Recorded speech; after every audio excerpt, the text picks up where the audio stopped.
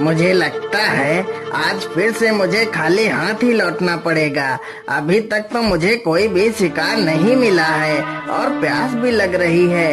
क्या करूं? आसपास तो कोई नदी व तालाब भी नहीं दिख रहे हैं। शिकारी को चलते चलते काफी समय हो जाता है। मुझे लगता है वहाँ पर कोई झरना है। हाँ हाँ, जल्दी से चलकर देख लेते हैं। अरे वाह, यहाँ तो एक झरना है। चलो जल्दी से पानी पी लेता हूँ।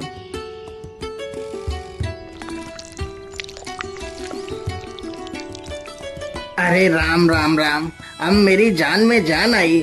पानी के बिना तो मेरी जान ही निकली जा रही थी। चलो अब शिकार ढूंढते हैं।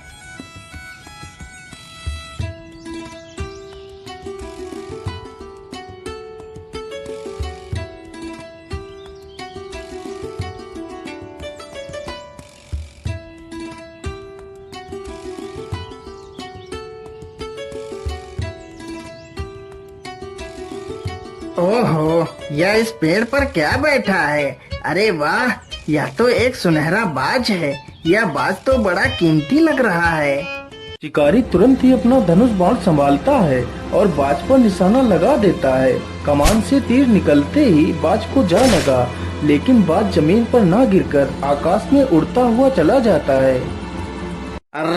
चल चल चल चल चल, आज यह सारा खेत जोतना है। जल्दी चल।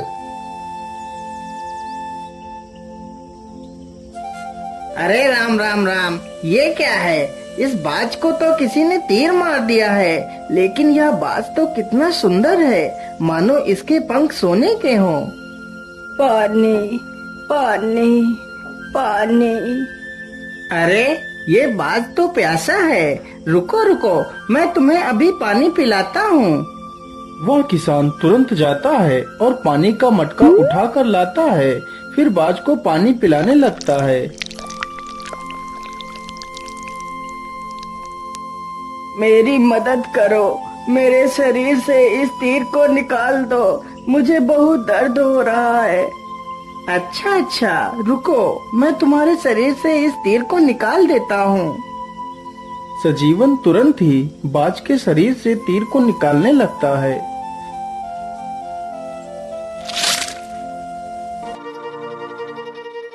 अरे राम राम राम, तीर निकालने के बाद तो खून निकलना बंद ही नहीं हो रहा है। चलो चलो, मेरे घर चलो, मैं तुम्हारे शरीर पर दवाई लगा दूंगा, जिससे तुम स्वस्थ हो जाओगे। किसान तुरंत बाज को लेकर अपने घर जाता है और उसके शरीर पर दवाई का लेप करता है। हे नेक दिल इंसान, तुमने मेरी मुसीबत में सहायता की है। मैं तुम्हारा ये एहसान कभी नहीं चुका सकता। तुम्हें जब भी मेरी मदद की आवश्यकता पड़े तो मुझे जरूर याद करना।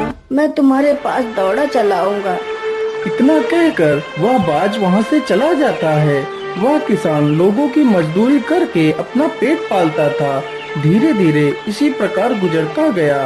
अब वह किसान काफी बूढ़ा हो चुका था।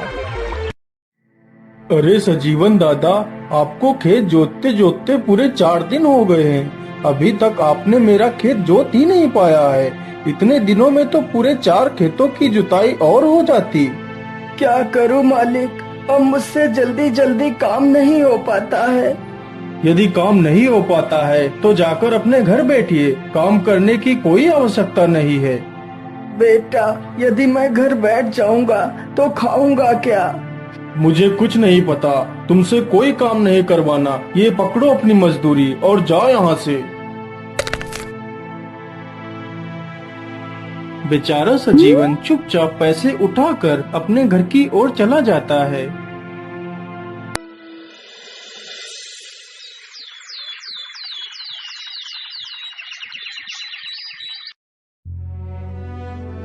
हे भगवान, अब तो मुझे अपने पास बुला ले।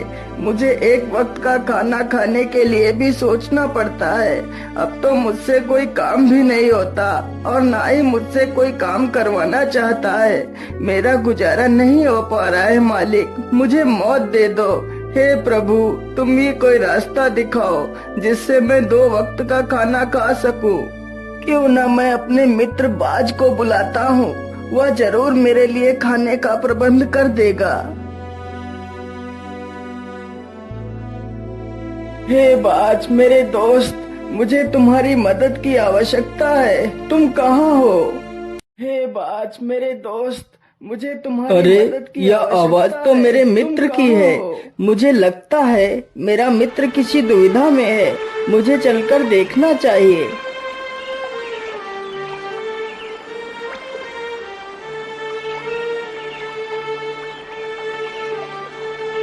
बोलिए मित्र, आपने मुझे याद किया, बोलिए क्या बात है? मेरे दोस्त, मैं बहुत मुसीबत में हूँ, मेरी सहायता करो। बोलो मित्र, तुम्हें क्या सहायता चाहिए? मेरे दोस्त, अब मैं बहुत बूढ़ा हो चुका हूँ, जिसकी वजह से अब मैं कोई काम भी नहीं कर पाता हूँ। आज मैंने 3 दिनों से कुछ भी नहीं खाया है। मेरे दोस्त, यदि तुम मेरे लिए रोज भोजन की व्यवस्था कर सको तो तुम्हारा बहुत एहसान होगा मुझ पर। तुम चिंता मत करो, मैं रोज तुम्हारे लिए समंदर से मछलियाँ ले आया करूँगा। उन मछलियों को खाकर तुम अपनी भूख शांत कर सकते हो।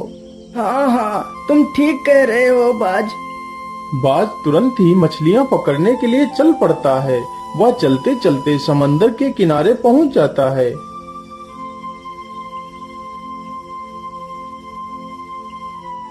क्या करूं, कैसे मछली पकड़ूं? आज तो कोई भी मछली मुझे दिख ही नहीं रही है। सारी मछलियां जैसे गायब हो गई हों।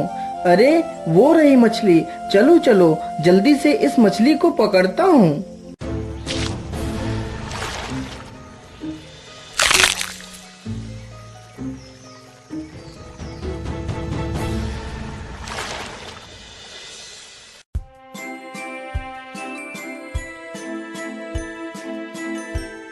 अरे वाह मेरे प्यारे बाज, तुमने तो मुझे मरने से बचा लिया, नहीं तो मैं भूखों मर जाता। नहीं मेरे मित्र, मेरे रहते हुए तुम्हें चिंता करने की कोई आवश्यकता नहीं। मैं रोज इसी प्रकार तुम्हारे लिए मछलियाँ ला दिया करूँगा। इसी प्रकार बाज रोज मछलियाँ पकड़ कर लाता और उस बूढ़े व्यक्ति को देकर चला जाता।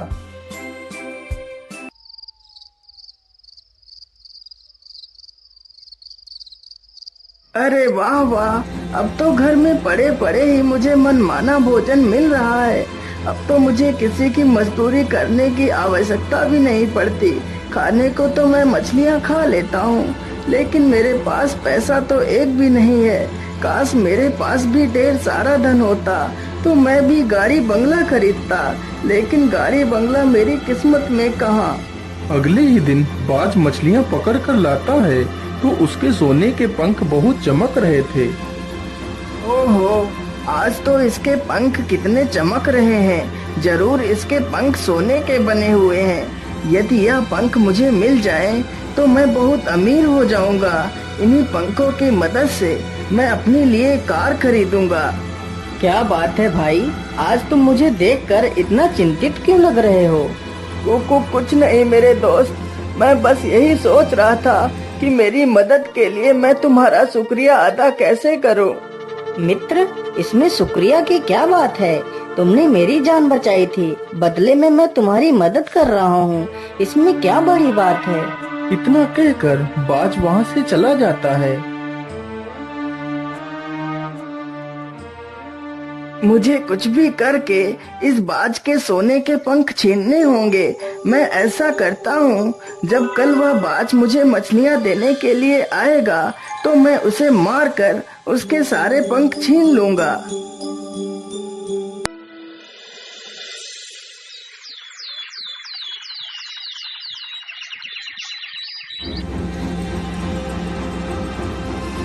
अगले ही दिन बाज जैसे ही मछलियाँ पकड़कर उसे देने के लिए आता है और वह जमीन पर बैठता है, तभी वह बूढ़ा व्यक्ति पीछे से आकर उस पर जोर से वार करता है और बाज को मार देता है।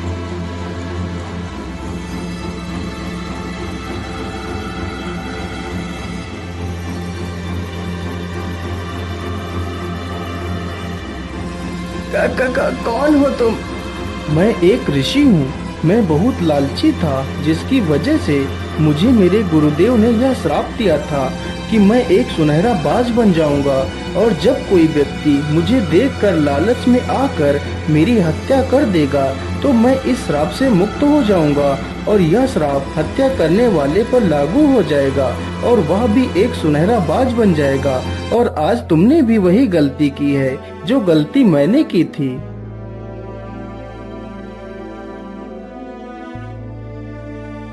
हे साधु बाबा, मुझसे बहुत बड़ी भूल हो गई है। अब मैं अपने वास्तविक शरीर को कैसे पाऊंगा? हे सुनहरे बाज, अब तुम भी किसी लालची व्यक्ति की तलाश करो। वह व्यक्ति ही तुम्हें इस श्राप से मुक्त करा सकता है।